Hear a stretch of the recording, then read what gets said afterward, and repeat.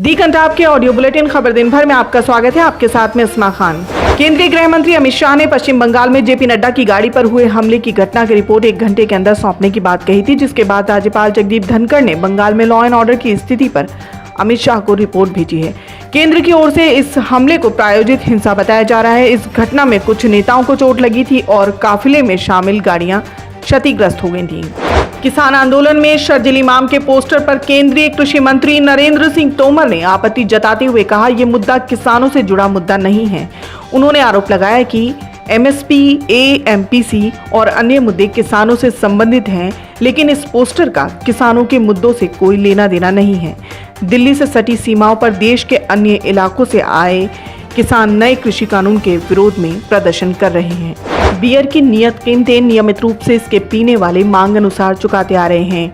भारतीय प्रतिस्पर्धा आयोग सीसीआई की रिपोर्ट के मुताबिक इन कंपनियों के टॉप अधिकारियों ने कारोबार के लिहाज से संवेदनशील जानकारी को साझा किया।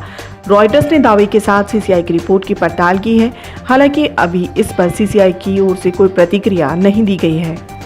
बीजेपी के राष्ट्रीय अध्यक्ष जेपी नड्डा के काफिले पर हमले के बाद बंगाल के गवर्नर जगदीप धनखड़ ने राज्य की मुख्यमंत्री ममता बनर्जी के बयान की कड़ी आलोचना की है। गवर्नर ने सीएम से अपना बयान वापस लेने को कहा है और उन्हें नसीहत दी है कि मैडम प्लीज आग से न खेलें। इससे पहले राज्यपाल धनखड़ ने आज सुबह ही राज्य में गिरती कानून व्यवस्था पर एक रिपोर्ट केंद्र सरकार को सौंपी थी।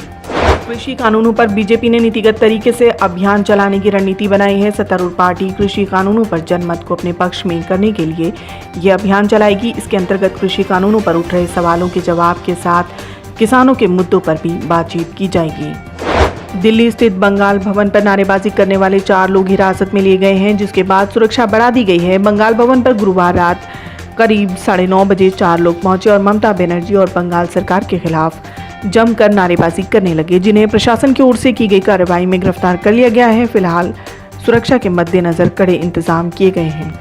टीएस सिंहदेव के बयान पर सीएम भूपेश बघेल ने तीखे तेवर दिखाए हैं। गलतफहमी पैदा करने वाले सचेत हो जाएं। 2.5 साल के सवाल पर आज सीएम बघेल ने बिना किसी का नाम लिए कहा, जो लोग इस तरह की गलतफहमी पैदा कर रहे हैं वे सचेत हो जाएं और इस तरह की बातों को हवा देकर वे प्रदेश का भला नहीं कर रहे हैं।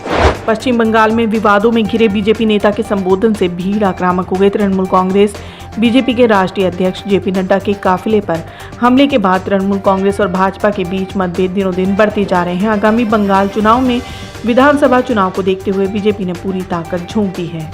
सिंघू बॉर्डर पर हजारों की तादाद में डटे किसानों के बीच कोविड-19 फैलने का डर है। ना तो मास्क लगा रहे हैं और ना ही सोशल डिस्टेंसिंग का पालन हो रहा है। मृदुल सरकार नामक डॉक्टर ने सिंघू बॉर्डर पर किसानों के लिए मुफ्त मेडिकल कैंप लगाया हुआ है। उनका कहना है कि वो रोज 200 से ज्यादा मरीज देख रहे हैं, जिसमें काफी मरीज जुकाम, खांसी और सांस लेने में तकलीफ की शिकायत कर रहे हैं, जो कि कोरोना के लक्षणों से जुड़े हुए हैं। महाराष्ट्र के ठाणे में पारिवारिक कलह के कारण एक महिला ने 3 बच्चों समेत खुदकुशी कर ली। चारों का शव मिलने से इलाके में हड़कंप मच गया है। पुलिस प्रशासन की ओर से की गई प्राथमिक जांच में मौत का कारण महिला और उसके पति के बीच की कलह बताया जा रहा है। मृतका पति की दूसरी शादी से परेशान थी। दोनों में मतभेद के बाद 20 अक्टूबर को महिला ने बच्चों समेत घर छोड़ दिया था। देश और दुनिया की बाकी खबरों के लिए देखना ना भूलें दी कंटाब। धन्यवाद।